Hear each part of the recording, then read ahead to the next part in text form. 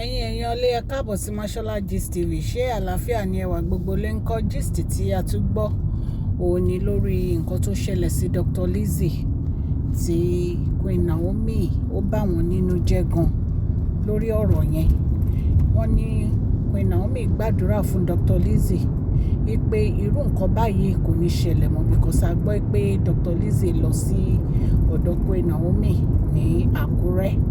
Wọ́n ní Queen Naomi gbàdúrà gan fún wọn tinútinú, bẹ́ẹ̀ ni wọ́n fi gbàdúrà yẹn wípé Ọlọ́run Elédùmarè kò ní jẹ́ ká rírun nǹkan báyìí mọ́, wípé ọwọ́ ayé kò ní ká Dr. Lizzie, ọwọ́ àwọn ẹni ibi kò ní ká Dr. Lizzie, ọmọ tó máa bá wọn kalẹ̀, tó máa mú àánú wá ìdùnnú ayọ̀, òun ni Ọlọ́run Elédùmarè ló máa jogún fún wọn.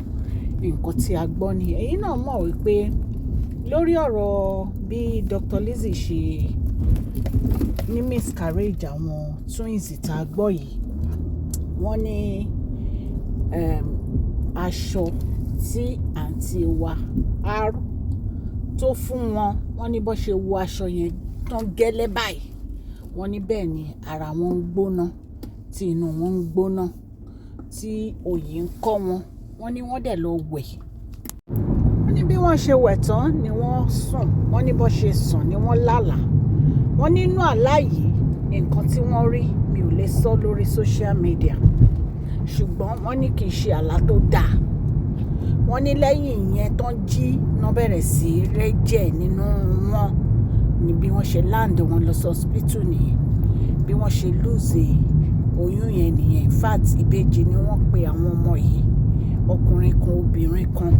So wọ́n ní stillbirth ni, so wọ́n ní oyún yẹn ò tí ẹ̀mẹ̀ pẹ́lú omi máa ń bímọ ní oṣù méje, wọ́n ní oyún yẹn ò tiẹ̀ tí ì pé oṣù méje gan tó ti ń ní stillbirth.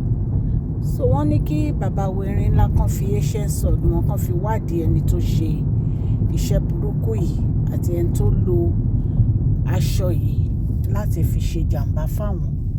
Nǹkan tí a gbọ́ nìyẹn, ṣùgbọ́n Queen Naomi gbàdúrà fún wọn. Wọ́n ní gbogbo nǹkan tó ti ṣẹlẹ̀ kò tún ní gbérí mọ́ láíláí nínú ayé Dr. Lizzie o, wípé Dr. Lizzie wọ́n á fi inú wọn wọ́n á fi lóyún, wọ́n á dẹ̀ fi ẹ̀yìn wọn wọ́n á fi gbọ́mọ pọ̀n. Wọ́n ní àwọn ọmọ tó máa ṣe wọ́n láǹfààní, tó máa ṣe wọ́n láàánú, tó máa bá wọn kalẹ̀ ni Ọlọ́run máa fún Dr. Lizzie. Nǹkan tá a gbọ́ nìyẹn, ìyẹn ara alẹ́ kò jẹ́ bó ṣe jẹ́.